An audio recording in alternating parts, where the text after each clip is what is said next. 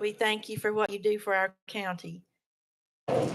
So now, I'll bring Nick Deal, Commissioner of Nominating Committee, forward, and he will go over the applications.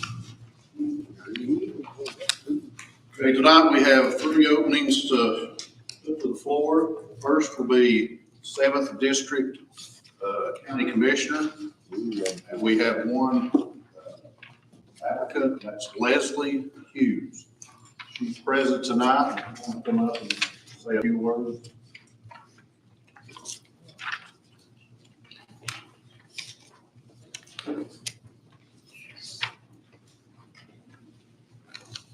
I'm Leslie Hughes. I live in the 7th District off of Tester Road. I've lived in Carter County for 1999 when I went to Milligan College. Graduated from there 2003 with a Bachelor of Science in Communication. I've worked at the Elizabeth Star, and that's when I got interested in politics and covering the beat. Me and John Thompson have been here for a long time. Then went into 911 over in Unicoi County and transferred here, living in 2012, actually.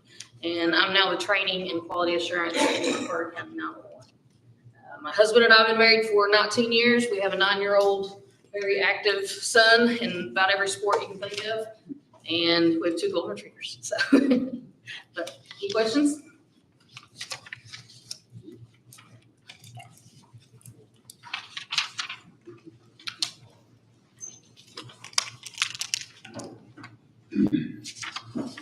Just to say that our live stream is working now.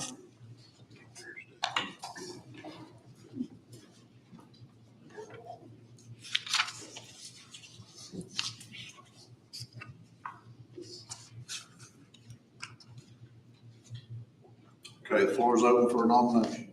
I nominate Ms. Hughes and move that nominations be closed and we elect by acclamation.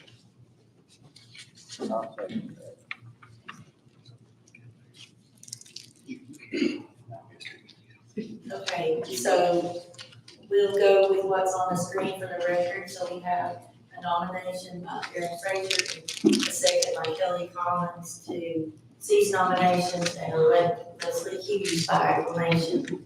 Any discussion?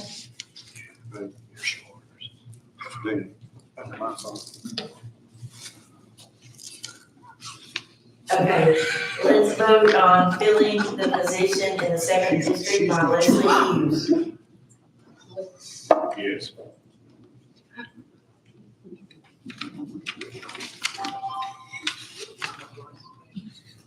Yeah.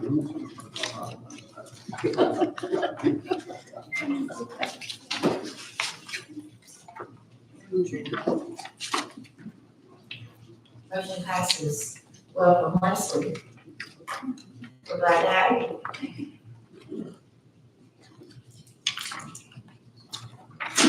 Next up is Commissioner for District 8. We have one applicant, Jerry Stout. He's here this evening.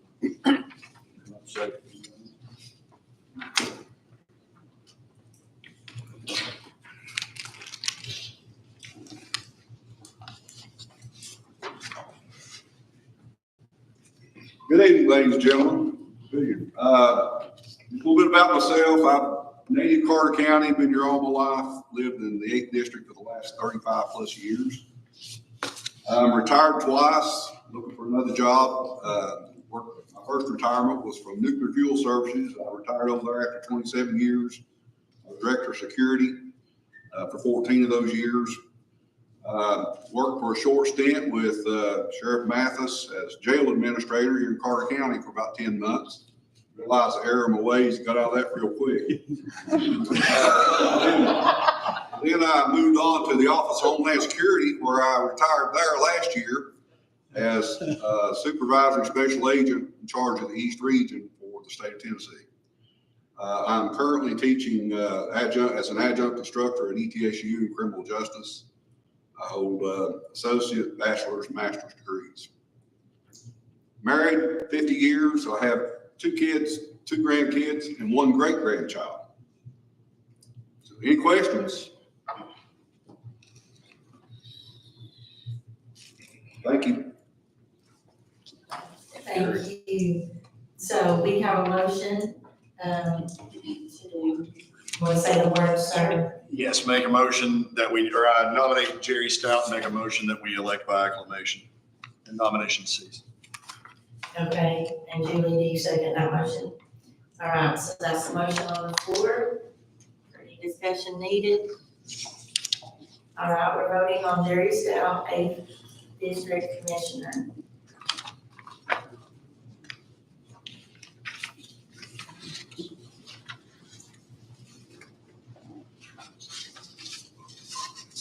And that motion passes. Congratulations, Mr. Prophet, and welcome aboard. Stout. Sorry. There's 5 words. I don't know. We got a Jerry Prophet. I don't want to confuse the two. After that, I'd get just that a nightmare. Oh, okay, Mr. Ward, you better take over, please. Okay, the last one is, 5th District Constable, Shauna Brower. She's here tonight. You want to come up?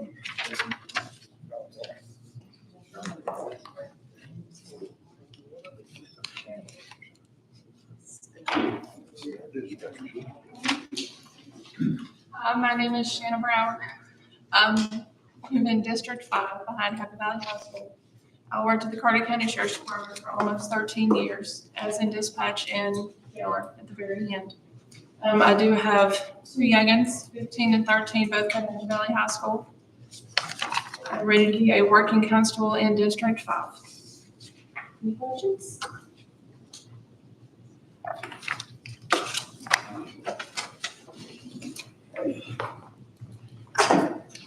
Okay, thank you.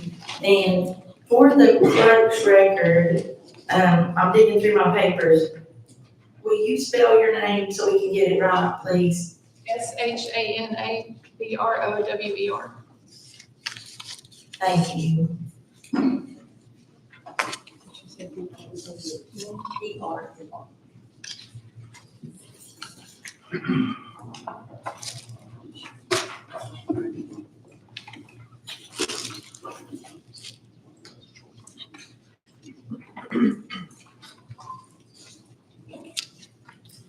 All right, we have a motion from Nancy Brown.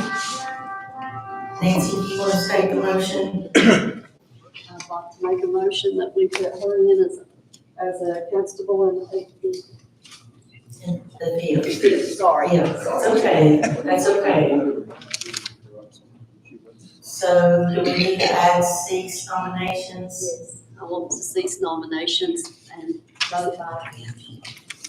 All right, thank you, Nancy. And the second is from Julie Gwynn. Is there any discussion? Let's vote on the 5th District Constable seat. Joey Campbell.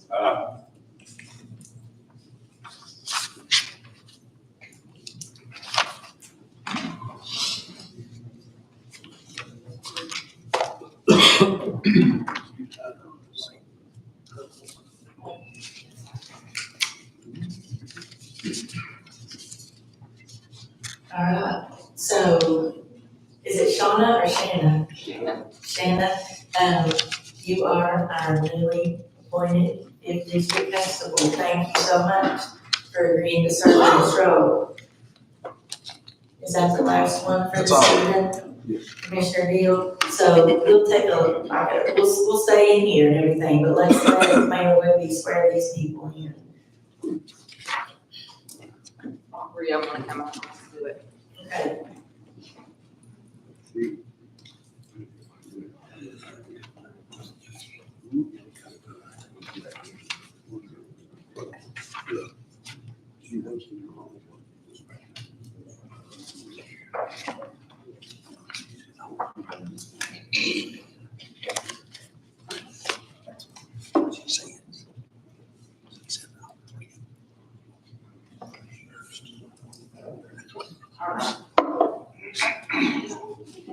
All right, Jerry, you're first. Do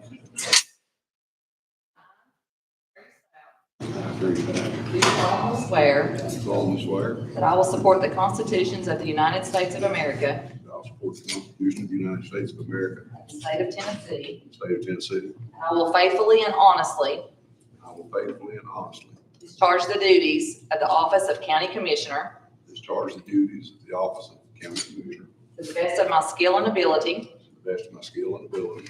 and that I will faithfully demean myself I will faithfully demean myself as such in performance of the duties of this office, as such in performance of the duties of this office, which I do hereby assume, so help me God. which I do hereby assume, so help me God. Congratulations. You're next. All right. I, Shayna Brower, do solemnly swear Do solemnly swear that I will support the constitutions of the United States of America that I will support the Constitution of the United States of America and the state of Tennessee, and the state of Tennessee. and that I will faithfully and honestly discharge the duties And I will faithfully and honestly discharge the duties of the office of constable of the office of constable to the best of my skill and ability, to the best of my skill and ability. and that I will faithfully demean myself And I will faithfully demean myself as such in the performance of the duties of this office, as such in the performance of this office. which I do hereby assume, so help me God. Which I do hereby assume, so help me God. Congratulations. You're next. I, Leslie Hughes, do solemnly swear I, Leslie Hughes, do solemnly swear that I will support the Constitution of the United States of America and the state of Tennessee, that I will support the Constitution of the United States of America, and the state of Tennessee, and that I will faithfully and honestly discharge the duties of the office of County Commissioner and I will faithfully and honestly discharge the duties of the county commissioner to the best of my skill and ability, to the best of my skill and ability, and that I will faithfully demean myself and I will faithfully demean myself as such in the performance of the duties of this office, as such that which I do hereby assume, so help me God. I assume, so.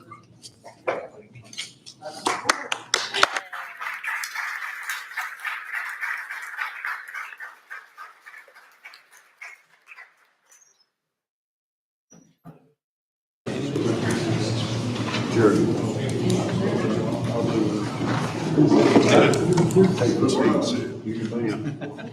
Mr. Stout?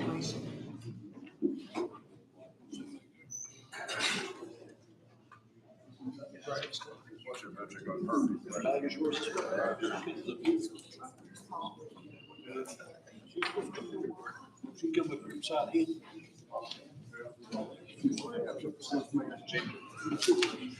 Ginger seed. Okay, thank you, Mayor Whitney, for doing that for us this evening. And welcome aboard one more time. Share this.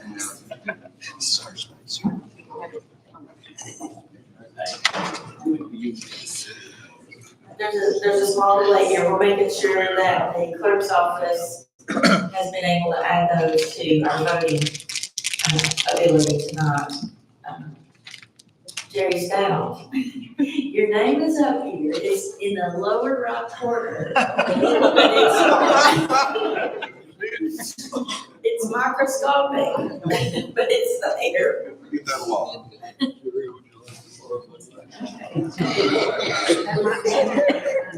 Madam Chair, one correction, her first name is spelled Lesley. L-E.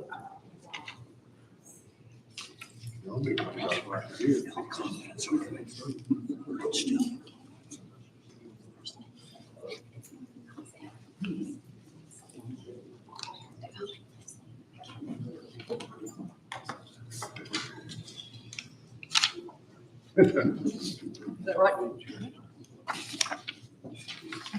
Okay, so are we ready to move forward, Quinn? Okay. Then, please look over the minutes from the February 20th meeting.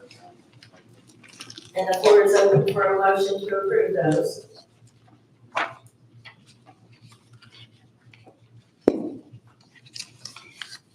Motion is made by Aaron Frazier with a second from Jason Clausen. Does anyone see needed corrections?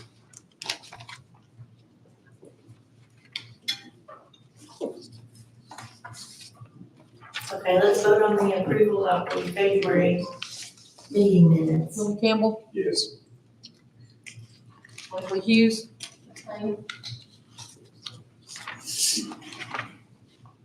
Eric Stout. Yes.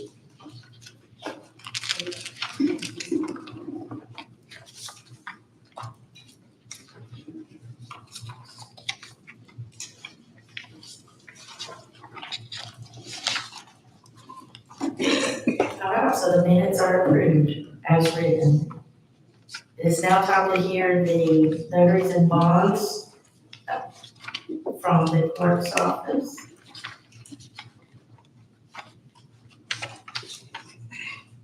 Beverly Roberts, Amber J. Brown, Angela Michelle Cato, Ron K. Banks, Kimberly K. Sams, Angela Michelle Irwin, Brenda Taylor, Oliver L. Sisowski, Stephanie Pierce, Amy Green, Dawn L. Stoschel.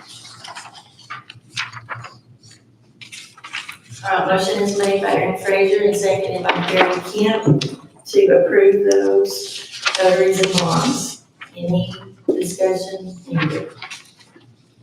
Let's vote. Yes. Leslie Hughes. Yes. Eric Stout. Yes.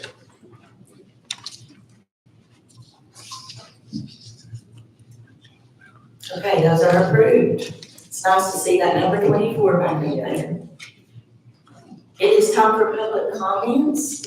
Before we have anybody come forward tonight, I just want to say that this is a time for the public to speak. We're glad you're here. We want you involved in county government. But we require that this meeting is professional and respectful. So please keep that in mind when you come forward this evening. Say your piece, but say it in a way that is still honorable. So who would like to be first? Yes, sir, come forward. State your name and your address before you begin. My name's Mark Blevins. I live at Barricades Road in Rome Mountain, Tennessee.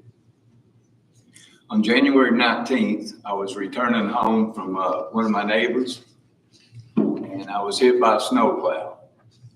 I contacted the county. They gave me the incorrect insurance information, so that kind of put me behind another month. I don't have full coverage. It totaled my car. I'm driving the totaled car every day, going to the doctors. I would just like to know how we want to proceed with this. Here's the picture. If you'd like to pass it around.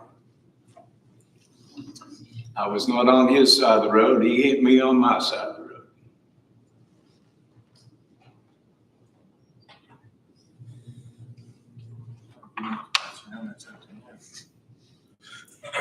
Sir, this is a time for public comments. It's not a question and answer.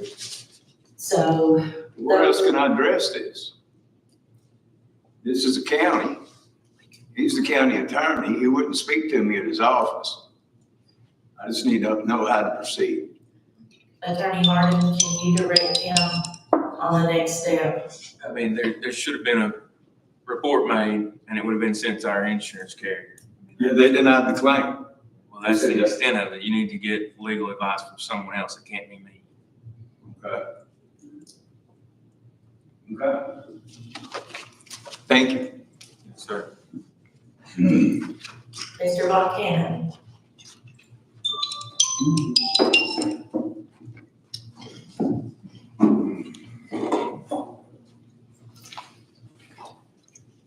No microphone as usual. I'd like to say that I'm Charles D. Von Cannon, 198 Von Cannon Drive, Central Community.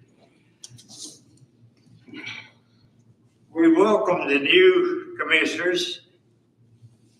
Your time is valuable, but you've committed yourself to listen to the business of the county.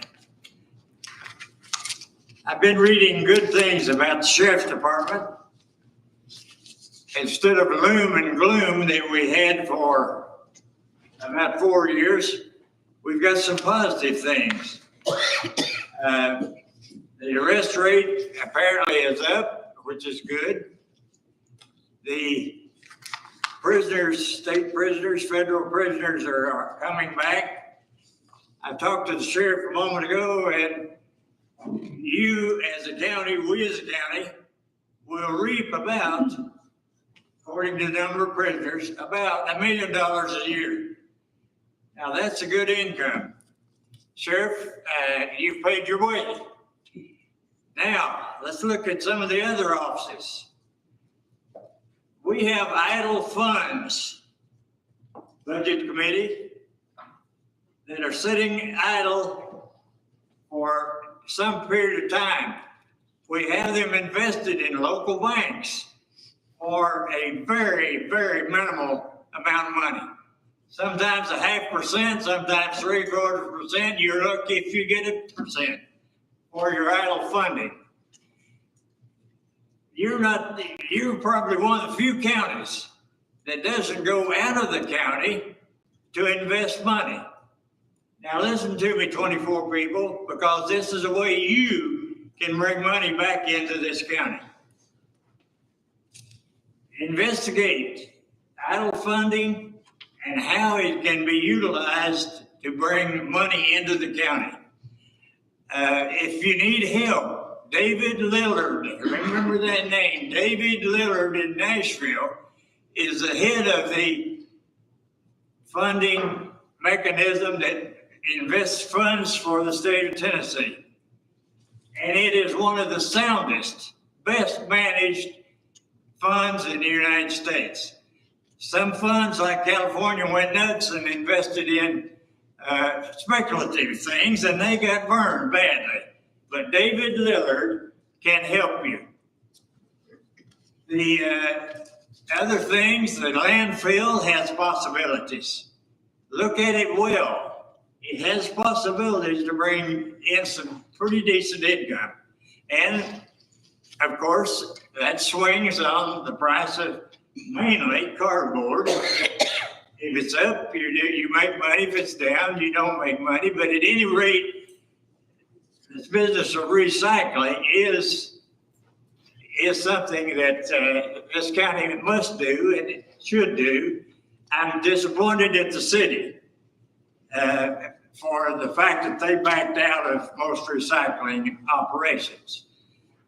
The other thing that the other offices, some of them are bound to where they can't do anything as far as making you money. But look at all of them. And the Budget Committee, the Finance Committee are the two I think that should take the lead in doing this.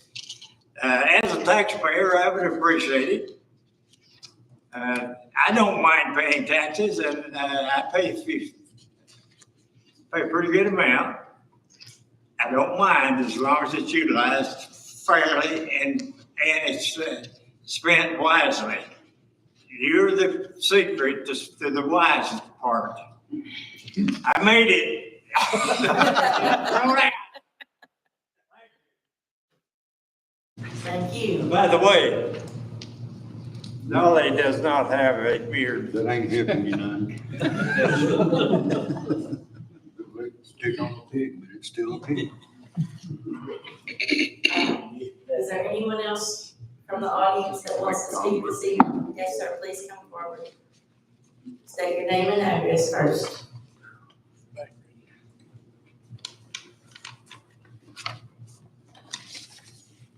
My name is Lawrence Street. I live at 105 Opossum Hollow Road, Elizabethton, Tennessee.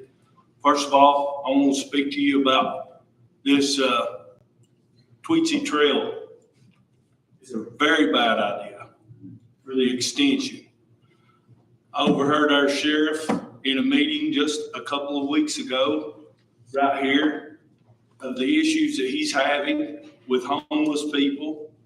And if we extend this trail any further, we're going to make a homeless highway all the way to North Carolina.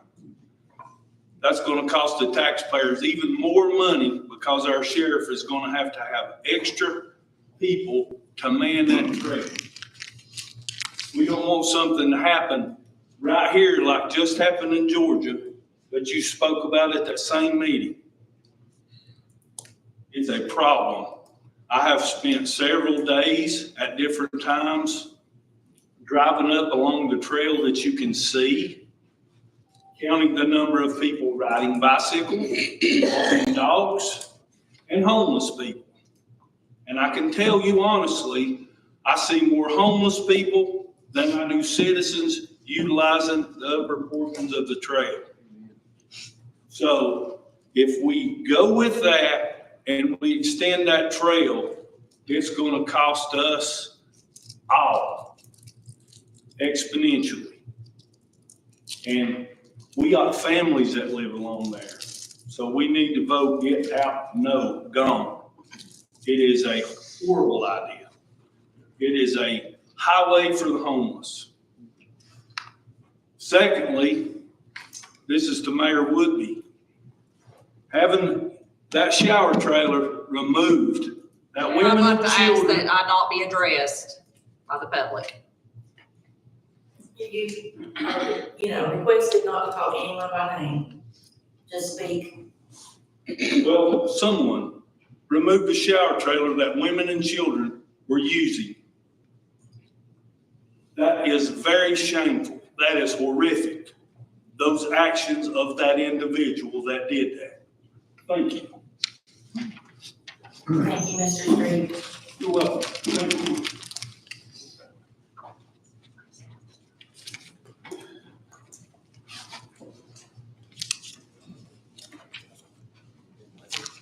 Good evening, Commissioners. My name is James Bird. I live at 1002 Dry Creek Road, Elizabethton. Not here to talk about ballot tonight, which might surprise you. I think the news story recently about Mr. Levine pretty much backs up everything I've been saying about ballot, the problems we have there. I'm not going to go there tonight. I'm going to take a step back and just say the opportunity we have as citizens to come here and speak is very important to all of us. It's something we do not take lightly. The fact that Carter County allows that says a lot about the people sitting in this room, that you will take time to listen to our concerns and hopefully address them. It doesn't always happen, and we don't always go the way that we want, but just the opportunity to speak it says a lot, and we never want to lose that. And we pray that we never will. Talk about something completely separate that I normally don't talk about. Over the last couple of weeks, the Supreme Court has been taking up social media, laws, regulations in association with social media. One thing that started with the city manager in Michigan was he had a Facebook page under his name as city manager there in the city of Michigan.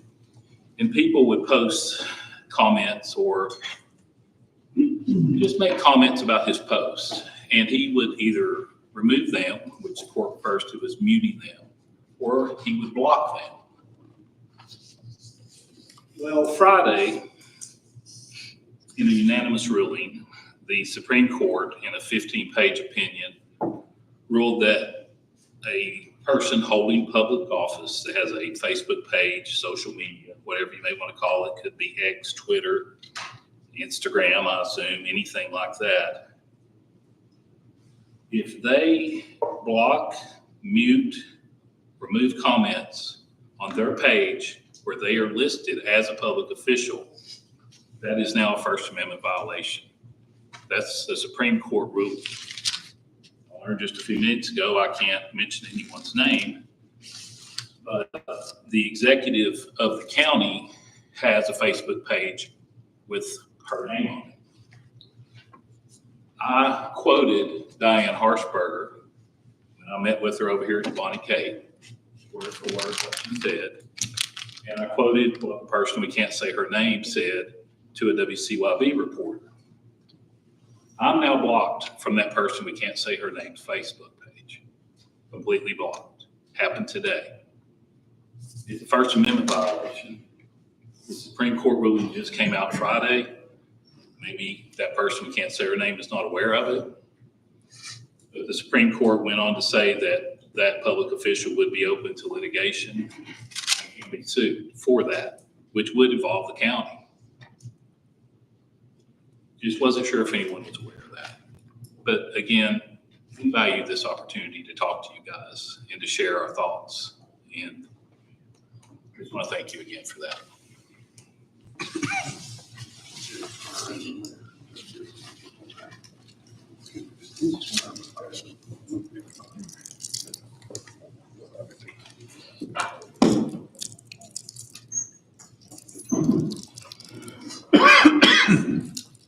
Is there anybody else requesting to speak tonight?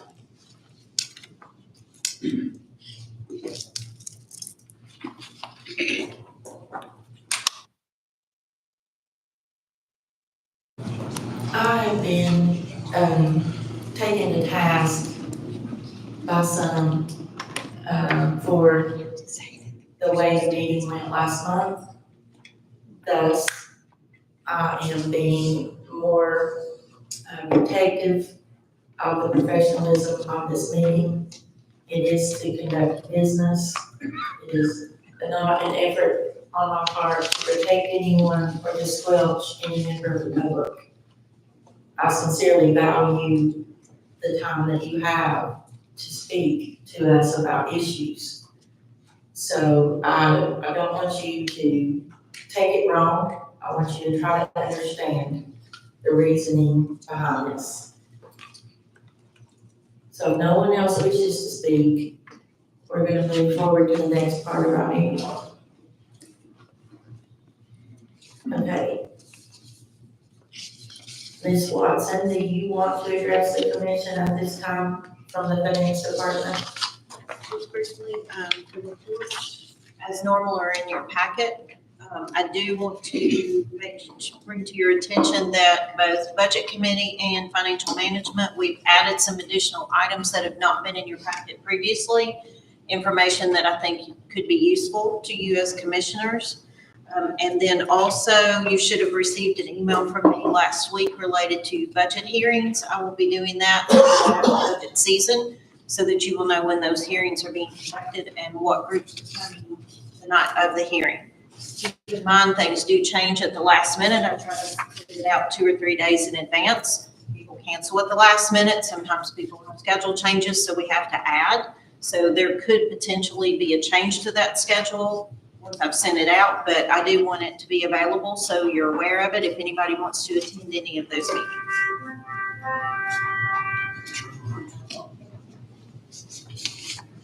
Right. We now have a presentation by Rachel Dean from the UT Agriculture Extension Office. She is the director there.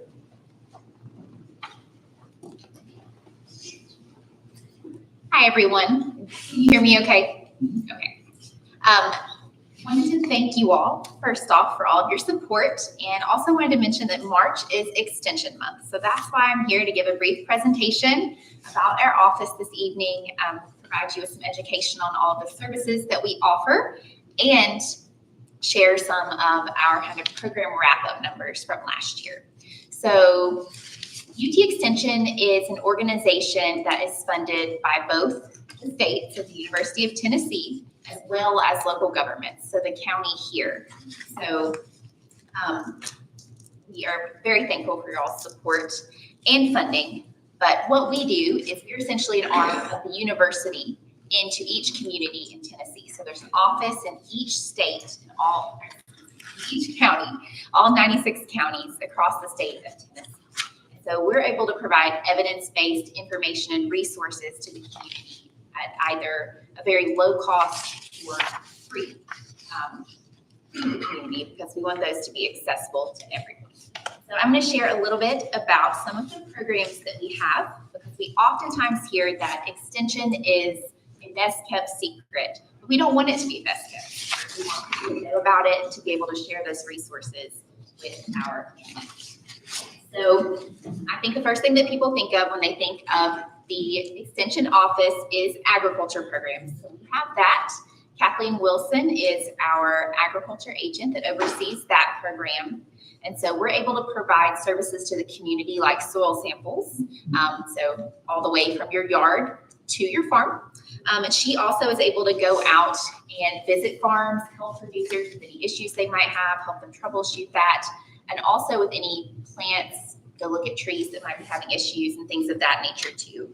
And also does a lot of master programs like Master Beef, Master Small Ruminant, really seeks to help our farmers and our producers in our community. We also have our 4-H program, and we have our 4-H agent here with us tonight, Roger Clark. We've got a 4-H youth here with us tonight as well. So 4-H is a wonderful program. Some of you all may have been in 4-H as a child. And so what it does is it provides life skills to the youth in our community. We have close to 600 4-Hers that are actively enrolled right now in both our county and city school systems. And so we have our in-school clubs. So we're able to go in and provide a variety of educational programs to those students in the schools, and also do a lot of really neat out-of-school programming as well. So we have judging teams that allow students to learn about different programs and also build their confidence, because they go to competitions and compete. So they also get to gain confidence in that way. They also participate in things like public speaking, which is a great skill to have and something I think we would all agree that we can all practice and improve upon. And the students do a wonderful job with it. I was fortunate enough to get to judge some speech contests last year, and some of the students, 4th, 5th grade, they spoke better up in front of a group than some adults do. So it's a great skill, and we are very fortunate to be able to provide those for those youth. They also get to go to 4-H camp. Many of you all have heard of that, and that is in June. So if you know of anyone that would want to attend, please let us know. We'd love for them to come. And a lot of other really neat programs as well.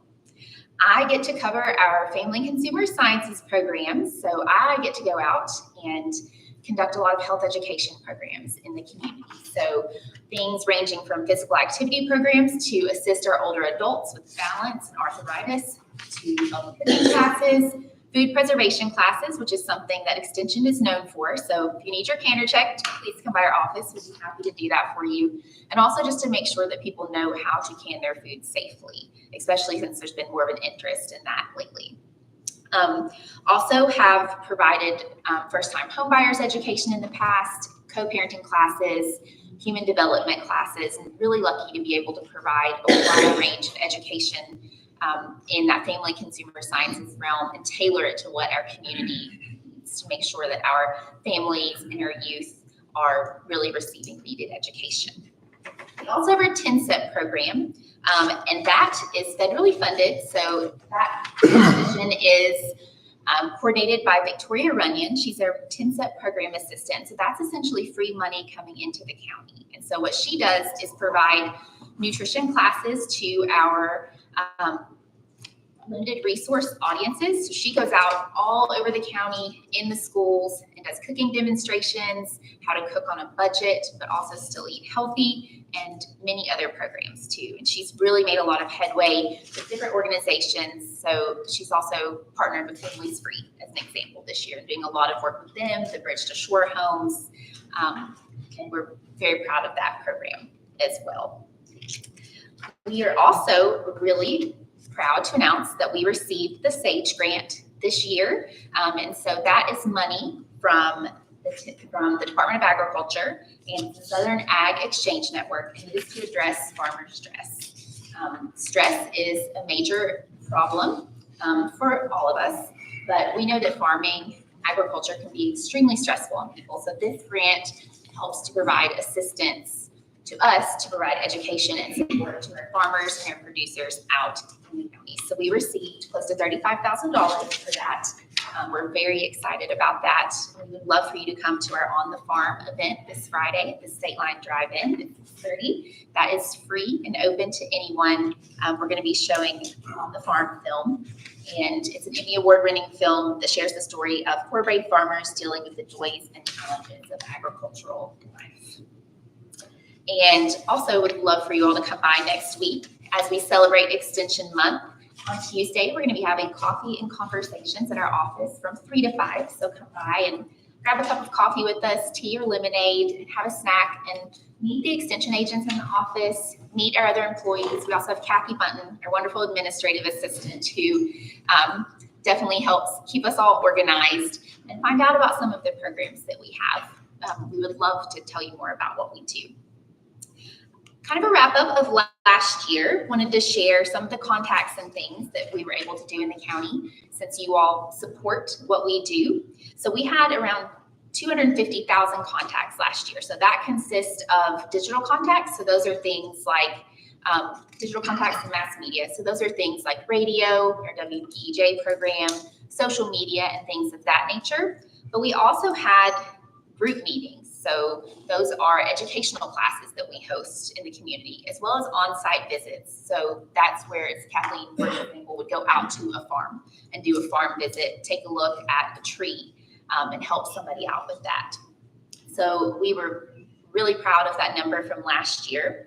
And we also have a great volunteer base, and we were able to provide close to $17,000 in volunteer value last year to the county.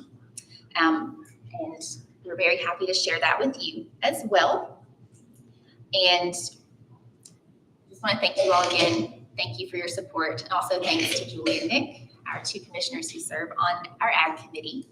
And we would love to see you next Tuesday. If you have any questions, please feel free to stop by our office. We're located in the Folsom House, which is the White House next to the Christmas tree. And hope you enjoy your Extension Marketing Month bags that were in your seat. Thank you. Thank you, Ms. Rachel. I'll just throw in my 2 cents about 4-H camp. Attended that for the 1 week I was allowed and didn't want to go home then. I wish it was an all summer kind of thing. It's absolutely wonderful and all the things that you do. So from all 24 of us, we appreciate you too. All right, Mayor Patty Woodby.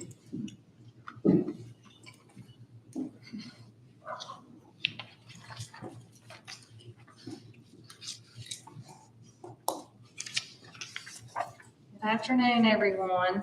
Okay, so the Governor's Volunteer Stars Awards is an initiative from Volunteer Tennessee that seeks to recognize outstanding volunteers from each of Tennessee's 95 counties. Since 2008, participating counties conduct a call for nominations and recognize 1 outstanding youth and 1 outstanding adult volunteer each year. Andrea Lewis was honored as Carter County's 2023 Outstanding Adult Volunteer on February 18th at the event in Franklin, Tennessee. Andrea is a business development and event coordinator at Northeast Community Credit Union and serves on a number of committees and organizations that serve Carter County. Andrea is a wonderful ambassador to Carter County, and I'd like to have Andrea come up.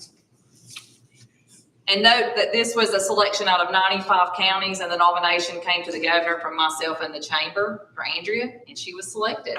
So I'd like to give her a big round of applause for. I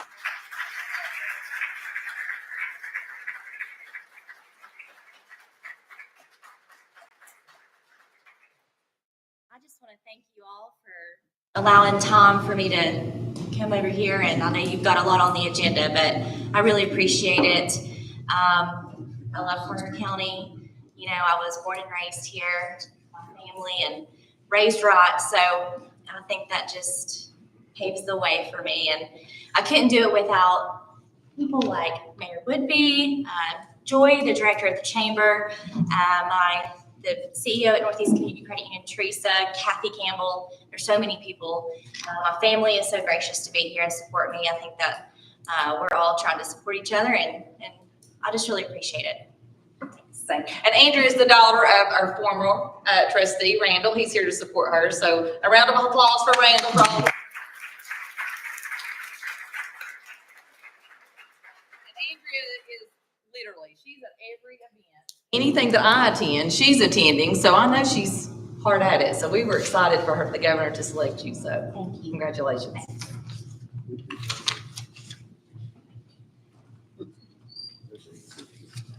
This is just a proclamation. We're going to do a proclamation, Carter County National Public Health Week proclamation.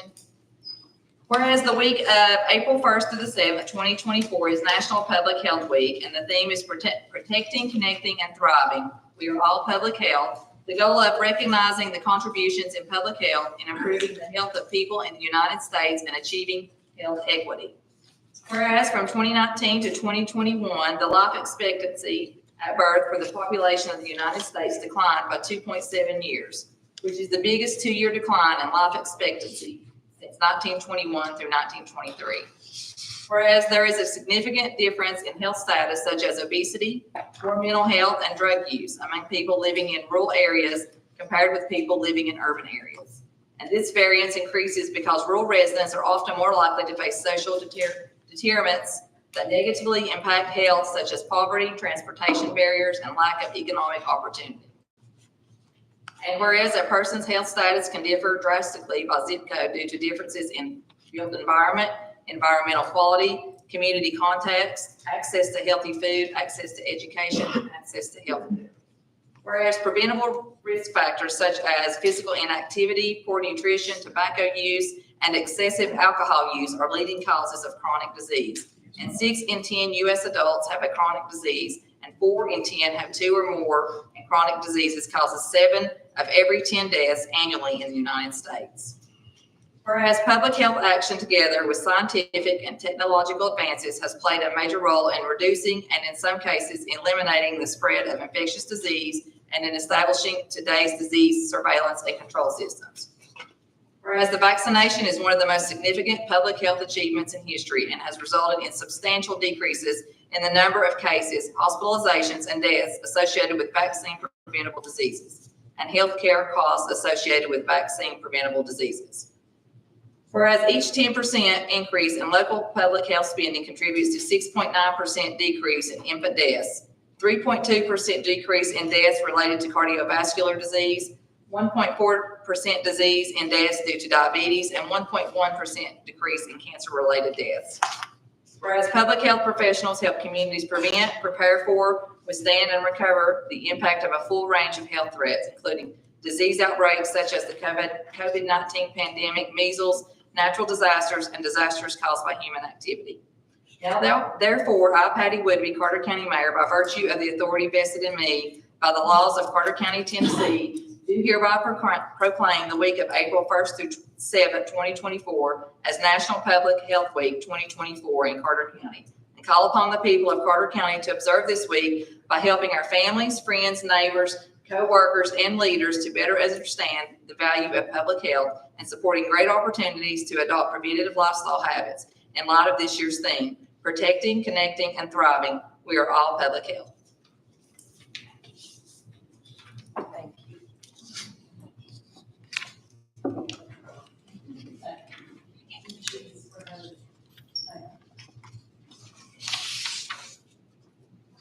Thanks so much. Okay, thank you, Mayor Woodby. Mark Robbins, will you please come forward as our communications director and give us an update for the month?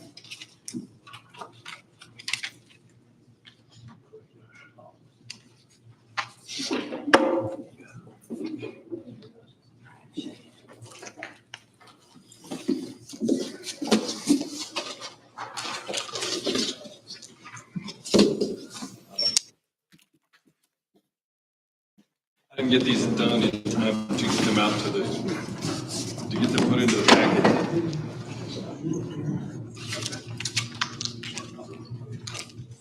Gotcha. Thank you.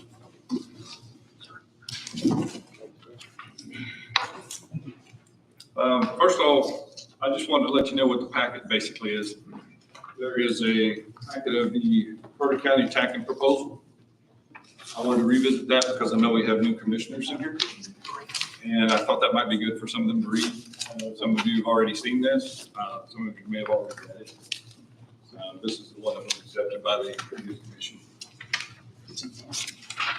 So that documentation right there is for your use and for your approval when you get a chance. I do want to cover a couple of things. There's quite a bit going on with the TACing network. I've been re-engaging with nightly almost. This week, last week, we had a question of when the environmental team was going to be able to go up and do the environmental study up on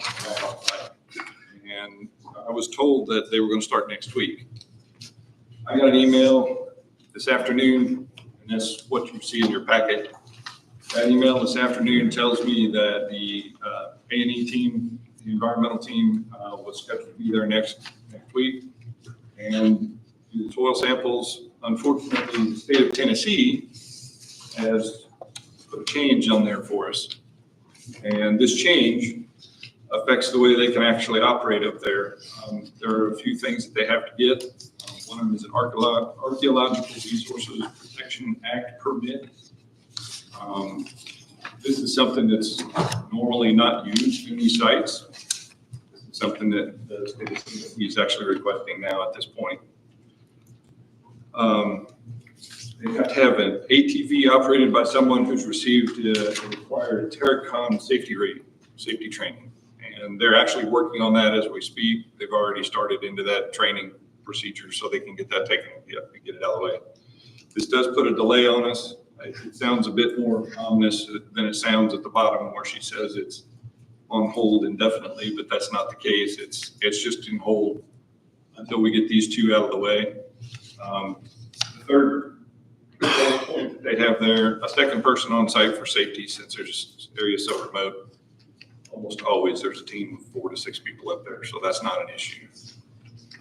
Full technical report compliant with Tennessee SHPO requirement. It's a longer report than is required typically, and that's going to cost some more money, so they're going to have to work that out and find out where that's going to get that completed so we can get that finished.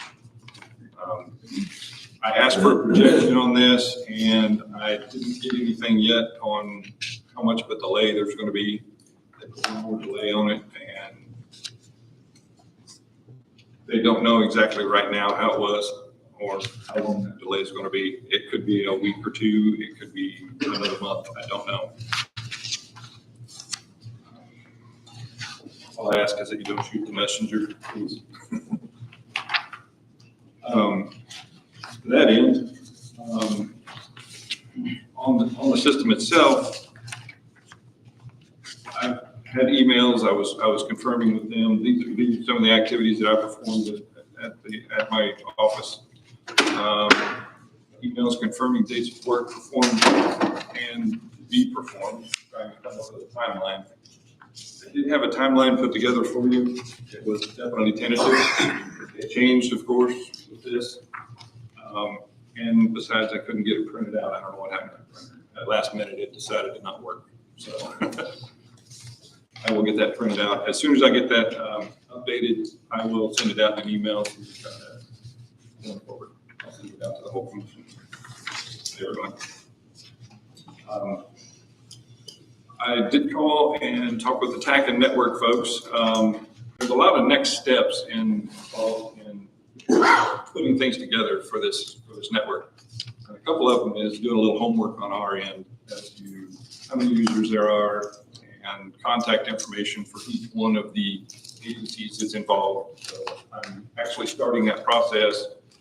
I visited 2 or 3 agencies already this week, and I'm going to be doing some more of that over the next couple of weeks and get all that information pulled together for the TAC and network so they've got somewhere where they can start building some of these program setups for the different agencies.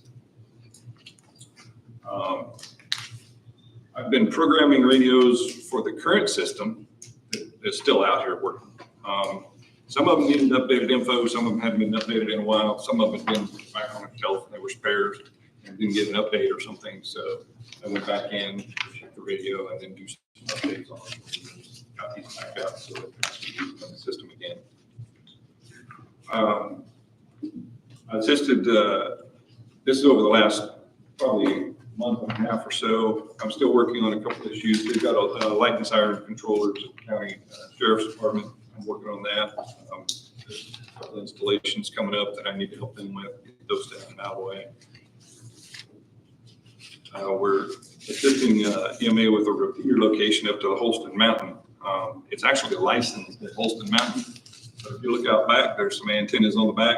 It's actually here in the building. It should be up on Holston. It should be out there. See rules and regs. So we're working to get that relocated back up to the mountain. helping Billy get that done. I've been building templates for the pagers for the fire departments. I don't have it, it won't be finalized until I speak with each one of the fire departments and we work out different aspects of how we need to get a program. But, I've been starting that process. I've been reporting to him the emergency communications for the Aries group, amateur radio operators in the area, and supporting them, helping them when they need help. As a matter of fact, I've gone through my time on Saturday, and we put a new repeater up just up there by Arnie Hill. So it's up and running, and they've got a new repeater running, so they can use that for emergency communications. I have been teaching first responder amateur radio courses.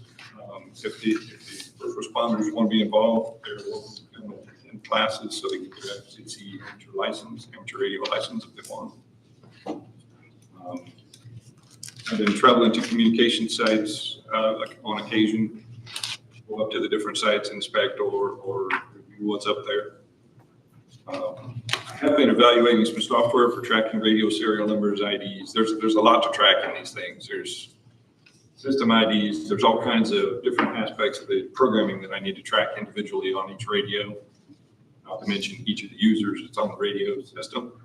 And I've been trying to find a software, and it turns out that I may be using the same one that the TACA network's using. I have to get some more information on that.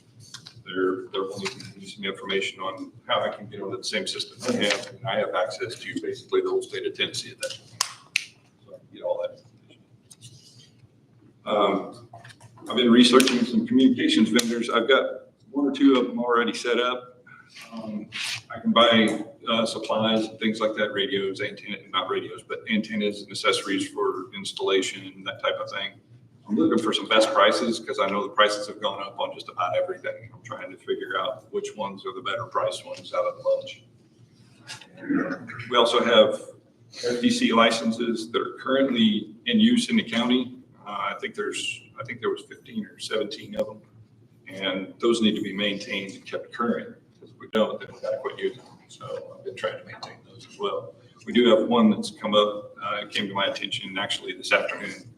That we do have due for a renewal, so I have to get onto that and get that done. But that's where I'm at. Okay, you'll stay there just to say again, commissioners, do you have any questions? Okay, thank you, Mr. Owens. Thank you. Thank you. Since we've been here a little more than an hour, I'm going to call for a 10-minute break right now.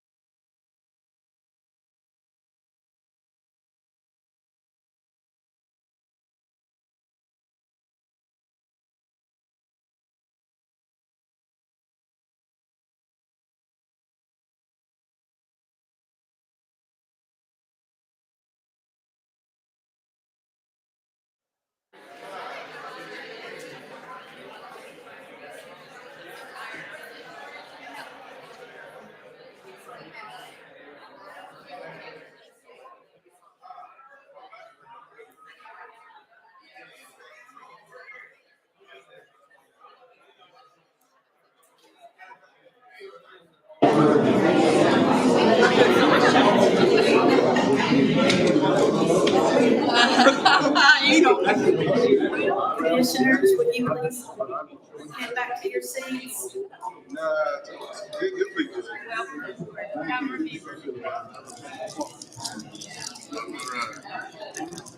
Oh, Julie, yeah, I know, I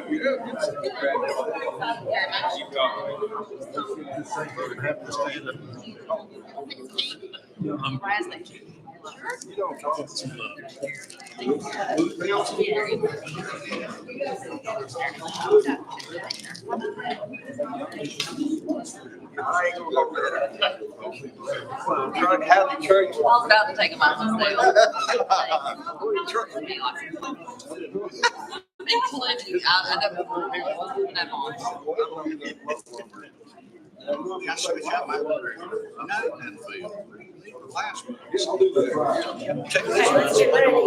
Kiss that ringer off the Oh, God, yes. Jerry's father.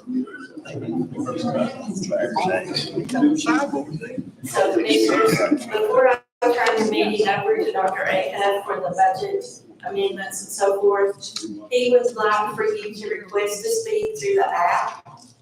And I'll recognize you if you want to make comments about any of these budget amendments tonight. If you've got more information or whatever, just request to speak and I'll recognize you when he's not talking.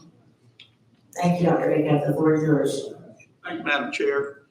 We have 12 items to come to you from the Budget Committee this evening. Some of them, if you want more information, you should be able to find those in your packet. Item, I'm happy to read that into the record if people would like more information. In order for us to save time and read through the agenda, the Budget Committee, if you want more information, just request to speak and ask for more. First item to come before you is a motion to move funds within the Park and Recs budget to cover the county match for the 319 grant, 8,000 from the architect line, 22,000 from the contributions line, 3,000 from the other contracted services line to be added to the 30,000 that's already been earmarked in their budget for the 319 grant, totaling $63,000. Now, for those of you, just to complete the story, we're talking about the Brushy Fork Environmental Consulting Agency that was headed up by Adam Williams. To complete the work at Gap Creek and also in Roan Mountain, that will take us to the conclusion of that project for floodplain. So, see, we've got a motion and a second. Any questions? Everybody clear?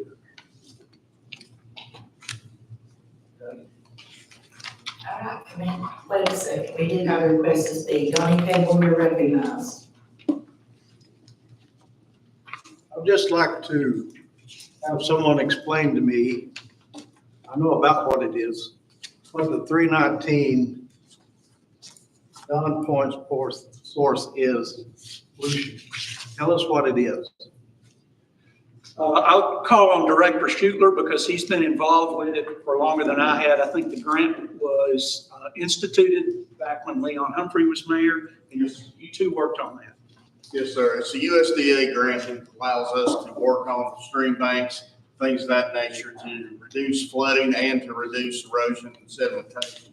So it's a two-pronged grant, which assists us in our MS4 municipal stormwater system and also in the floodplain. I apologize, Eric Anderson, I thought had already taken care of a lot of this stuff, and Mr. Fraser's not here. Before that, it was Randall Jenkins, and he was up to speed on it. That's basically what the grant is for. It'll assist us in relieving some of the sedimentation, siltation that we're having there in the Gap Creek area, and also floodplain management in that area. Yes, sir. Anything else? Okay, let's commence voting.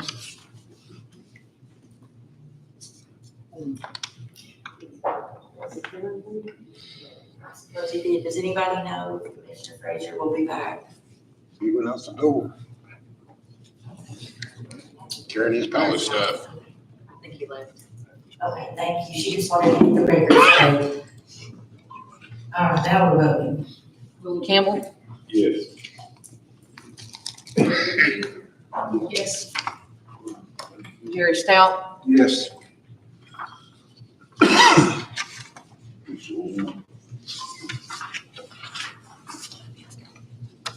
Thank you, it's unanimous.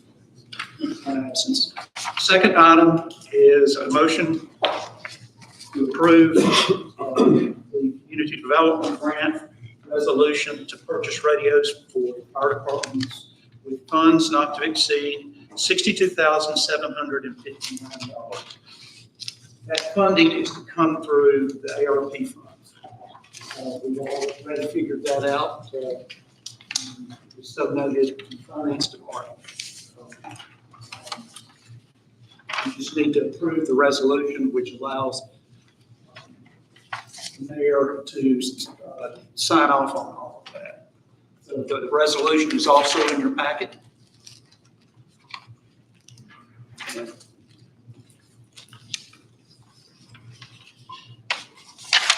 Any questions about that? Yes, we have one. Todd Smith, you're recognized. I just want to clarify that money is actually going to be replacing the ARP money so that we can release it for something that the ARP is more wide in. That funds, we already had the radios funded through the ARP. We're just replacing those funds with this grant, correct? That's correct.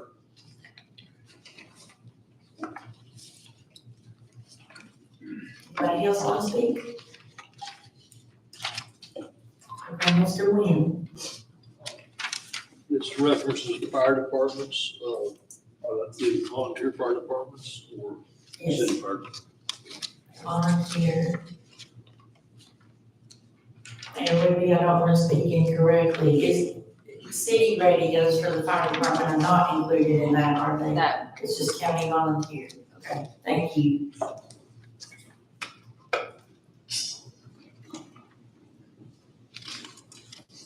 Okay, seeing no more requests, we're ready to vote. Willie Campbell? Yes. Leslie Hughes? Yes. Jerry Stout? Yes.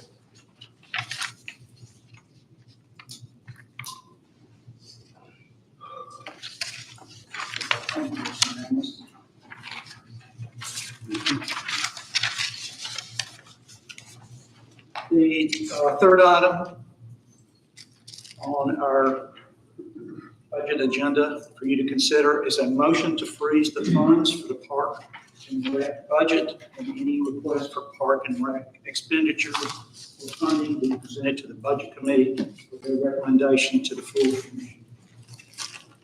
We're taking this action because of the fact that several folks associated with Parks and Rec, even some that are not on that particular committee, committed the county to funds without the authorization. So we have taken the measure. It was advised from financial management, which passed it. I think it was 6-1, maybe 5-1. Budget committee passed it 6-2 in favor of this motion.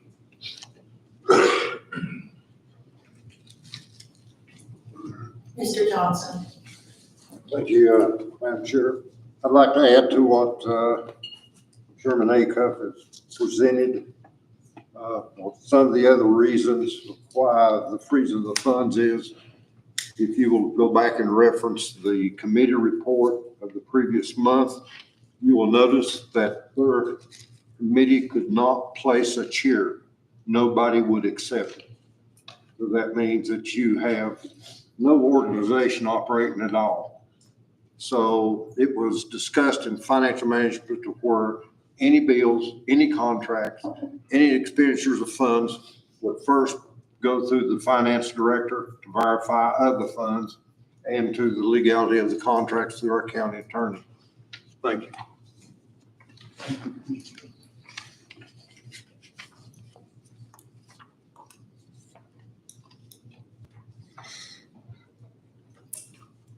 guess it's fine for us to go forward and vote.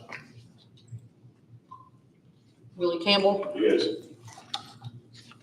Leslie Hughes, Yes. Jerry Stout, Yes.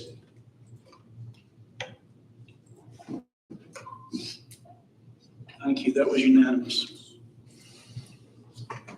The fourth item to come before you is a motion to approve HVS to conduct the hotel feasibility study and for the $15,000 to be paid from the unassigned fund balance, and that will be reimbursed by the Three-Star Grant. You should find a contract and a letter to the mayor in your packet. It says HVS on the top of the invoice.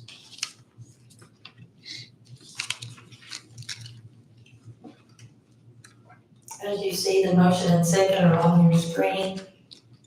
Does anyone have a question? Let's vote.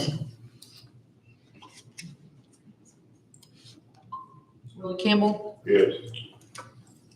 Leslie Hughes. Yes. Jerry Stout, Yes. Unanimous, thank you.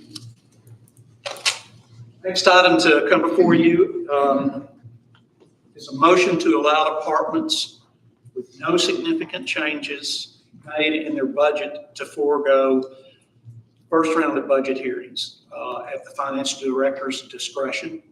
We figured that if, like for instance, David Batchelder's Veterans Office put in $100 extra, and that's all they increased from last year's budget, there's no reason for him to come to the budget committee. So the finance director will flag those that do need to come to the budget committee. But to compliment our individual department heads, they've done a very good job of holding the line. And I understand in my discussion with Carolyn that they have been very forthcoming and working very closely with her. So with that, as we put that in form.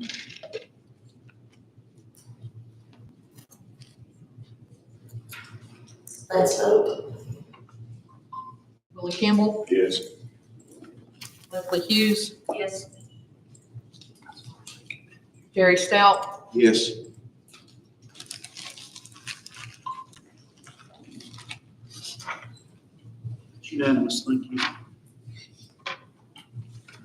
Next item refers to the budget sheets in your packet, white bar, if you will, item.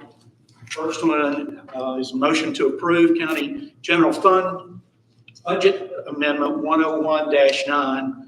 There are items 1 through 11 in the amount of $163,567.27, with $130,342.27 coming from reserve accounts and nothing coming from the unassigned fund balance. The motion is seconded by Todd Smith. Any questions? Let's vote. Willie Campbell, Yes. Leslie Hughes. Yes. Jerry Stout, Yes.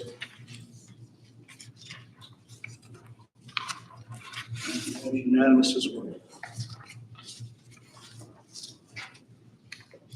Next item, which is number 7, cheat, if you will, is a motion to approve Highway Fund Balance Amendment 131-4, items 1 and 2, in the amount of $3,741.75, with nothing coming from the unassigned fund balance. Motion is seconded by Nancy Brown. We're voting. Willie Campbell, Yes. Leslie Hughes. Yes. Jerry Stout, Yes. That is unanimous as well. Okay, the next motion is to approve general purpose schools fund balance of the budget amendment 141-6, items 1 through 9 in the amount of $202,341.67 with nothing coming from the unassigned balance. Second by Gary Kim. Let's vote. Billy Campbell, Yes. Leslie Hughes. Yes. Jerry Stout, Yes.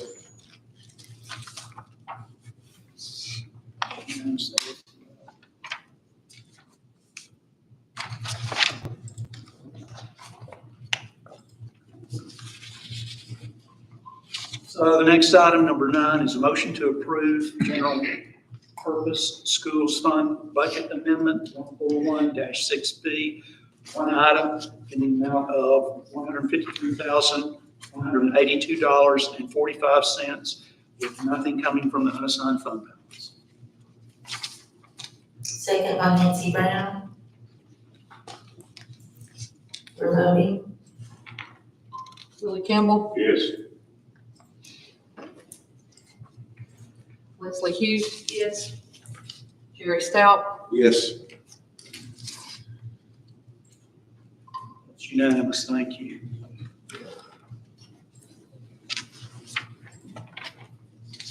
Item number 10 is a motion to accept school federal fund, projects fund budget amendment 142-6, items 1 through 3, in the amount of $9,073.89 with nothing coming from the unassigned fund balance. Motion seconded by Thomas Profit. Seeing no questions, let's vote. Billy Campbell, Yes. Leslie Hughes. Yes. Jerry Stout, Yes.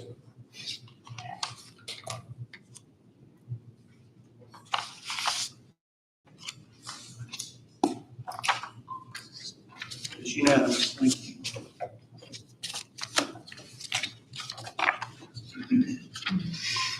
Number 11 is a motion to approve animal shelter monetary donations totaling $11,564.28. Seconded by Lisa Childers, let's vote. Billy Campbell, Yes.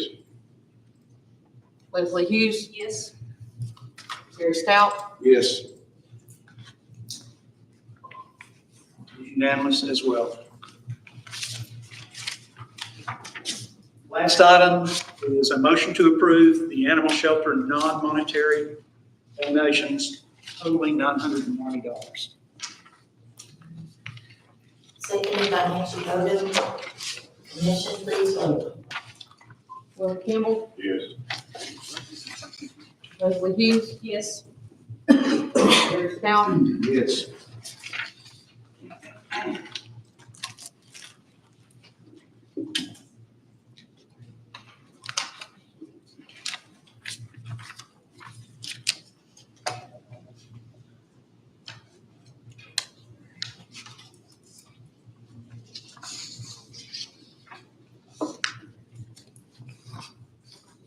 Assume that's unanimous. I'm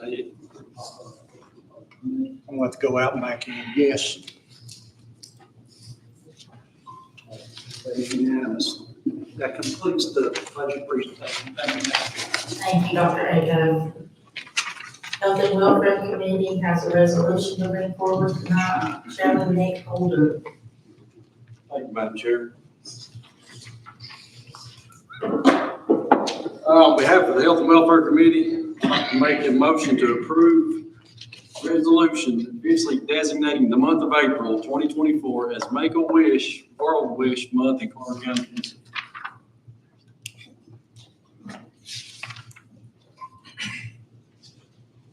Okay, we have a motion by Steve Burrow, second by Avery Nguyen. Does anybody want to discuss this?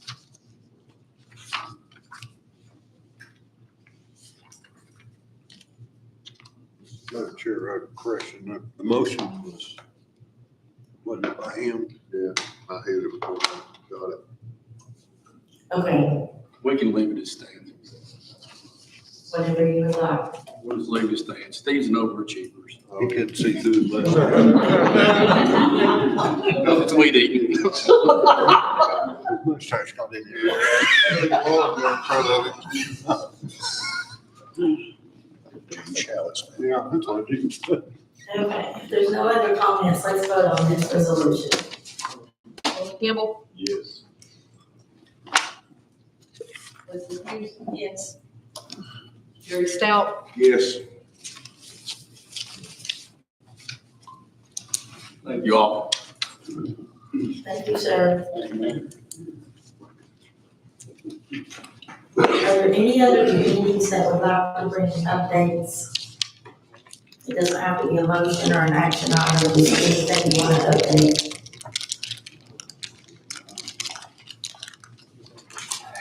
Okay, if there's none of those, then Attorney Harden, the floor is yours. All right. As usual, every month, I'll tell you that there'll be a written report, there'll be a part of the minutes. As usual, I'll answer any questions anybody has, or if anybody has specific questions about any pending litigation, you can always call me and I'll go over that with you all individually. But as far as a general update on litigation, the Carter County litter violation cases still proceed every month. We actually got 5 of those fully resolved this past month. So we're down to only a handful of active cases, but I think some more are in the pipeline. So there'll be, as always, more filed. The delinquent tax sale was just completed this past week on March the 8th.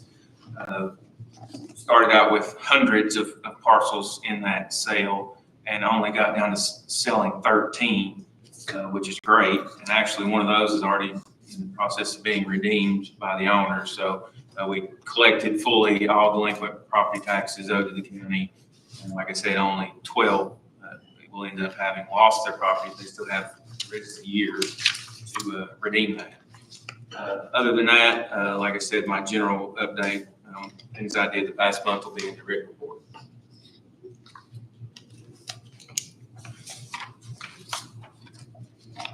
Okay, thank you, Attorney Harden. Does anybody want to address him? Yes, Steve Burke. Is there a way we can get the tax sale back in person? You got any idea how to go through to do that? A lot of the surrounding counties have went back to that, and it seems to be a better success. Generally speaking, it's within the purview of the clerk and master in accordance with the judge's rulings, and they both have preferred that they stay online. I was initially hesitant about that myself. I kind of enjoyed the in-person auctions here in the courtroom, but it went that way in right before the pandemic, and I'll say, every parcel has sold in every sale in the last 6-8 years. The county hasn't had to buy any of them. So it's definitely working. So, I mean, I don't care at all to inquire with the clerk and master and the chancellor, you can too, and see, but their position is kind of in working, and they're gonna stick with it. Anything else for the attorney? Okay, it's time for commissioner comments. Brandon Johnson. Madam Chair, if you will, I'll remain where I'm at, with your approval. I have 2 items. One of them is going to be emotional. I'll leave it to last. I wanted to go back to public comment area from one of our previous commissioners, Mr. Von Cannon, concerning the topic of investments of our money. There's 2 forms of money that we have here in the county, CDs and checking. And they both, on the biggest majority of the time, one is pay a greater dividend than the other. The overwhelming majority of our funds, our CDs and our money that we have in CDs have been paying up to 6%, not 0.75%. That's a 1.5 years old. And the checking was 0.5% less than that. In the past 3 months, checking money was paying more than CDs. So he is Chad Lewis, which is our trustee, keeps an eye on it, and he shifts it from one to the other to gain as much interest as we can on our investment, which just in one grant itself, the Tweety Trail grant, which is being held at the Finance Committees, has been in 6.3 million. We have just in the past 3 months gained 90,000 plus in interest, giving us an amount now to where in our previous meeting that we have went out with the RFQ to area and to engineering firms to give us quotes for presentation to this body to whether to accept or deny the acceptance of the grant and use of it for the Tweety Trail. Now, the second item I'm bringing is in the form of motion. There's always, when the county purchases property, there's always a title search to be performed.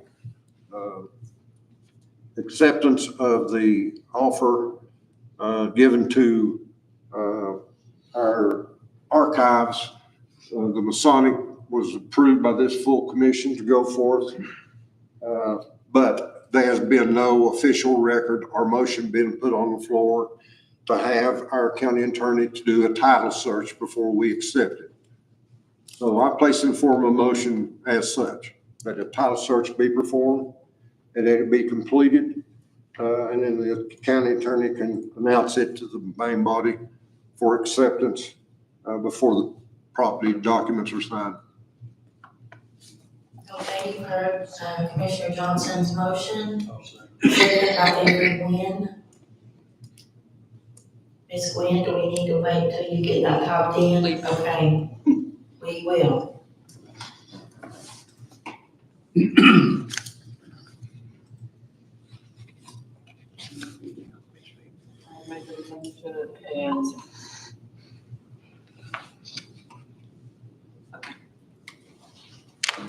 All right, would anyone like to speak on that subject before we vote?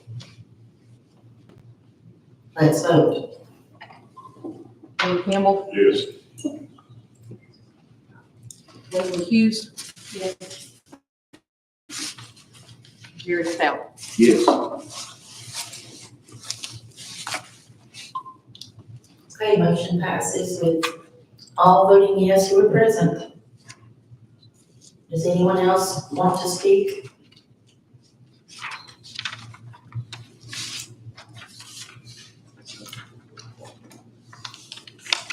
Okay. If there's no other commissioner comments, then the floor is open for a motion to adjourn. Motion to adjourn by Commissioner Johnson, second by Avery Nguyen. All in favor? Get rid of it. All the opposed, stay here additional.